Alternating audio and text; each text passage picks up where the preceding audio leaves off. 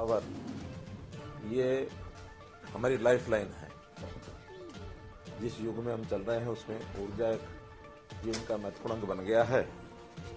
और जैसा अपने को पता है कि हरियाणा में पिछले 9.5 वर्ष में ऊर्जा क्षेत्र में बहुत ही हमने महत्वपूर्ण काम किया है। पहली बात तो हमारी जो डिमांड है 2014 में जब मैंने सत्ता संभाली थी उस समय 9000 मेगावाट हमारी डिमांड थी और अभी बढ़कर के वो डिमांड 14000 और मेगावाट ये हो गई है। इसकी आपूर्ति हम लगातार अपनी बनाए हुए हैं।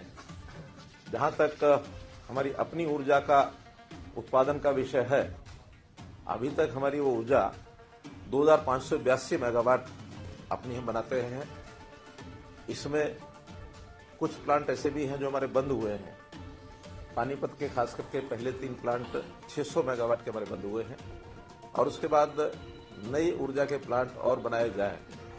इसके अंदर आज एक महत्वपूर्ण जो देखा हमने कि उड़ीसा का ये जो महानदी बेसन पावर लिमिटेड के द्वारा कोल इंडिया लिमिटेड की सहायता से एक प्रोजेक्ट का जब ऑफर मिली, उस ऑफर में हमने आज 800 मेगावाट का एक समझौता इनसे किया है।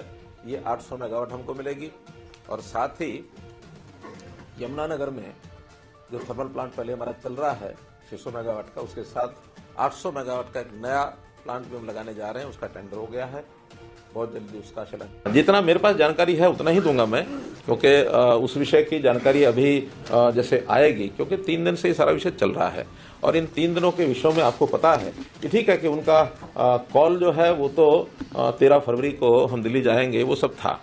और देखिए मैं इसमें थोड़ा सा भूमिका ये रखूंगा तो कि विषय जो डिमांड है वो हरियाणा सरकार से नहीं है, वो सारी डिमांड चूंकि केंद्र सरकार से जुड़ी हुई है। केंद्र सरकार से जुड़ने के बाद उन्होंने आह्वान भी ये किया कि हम दिल्ली जाएंगे। मुझे लगता है कि दिल्ली जाना हर एक का लोकतांत्रिक अधिकार है, ऐसा नहीं कि नहीं जाना, लेकिन कैसे जाना और क्या मोटिव है जाने का ये जरूर ध्यान करना होता है। इस विषय का अनुभव हम पिछले साल देख चुके हैं किस प्रकार से, और एक ऐसा सीन क्रिएट हुआ कि जिसमें साल भर वो लोग ने लगा करके, और जैसे बहादुरगढ़ का टिकरी बॉर्डर है अथवा कुंडली का ये हमारा सिंगू बॉर्डर है, और उसमें कितने उस समय परेशानी लोगों को हुई है। आज भी वो लोग लगातार इस समय उनकी वीडियोज आ रही हैं, इसको रोकिए, किस प्रकार से हमारा बिजनेस समाप्त हो गया, हमारा ये खत्म हो जाएगा, हमारा वो खत्म हो जाएगा, हमको बचाइए। यानी एक तरफ तो वो आक्रमण टाइप जैसा होता है, जैसे कोई एक सेना आक्रमण करने के लिए चलती है, इस प्रकार का माहौल बनाना, और उसमें भी यानी ट्रैक्टर, ट्रॉली, जेसीबी, हाइड्रो और एक साल का राशन लेके चलो।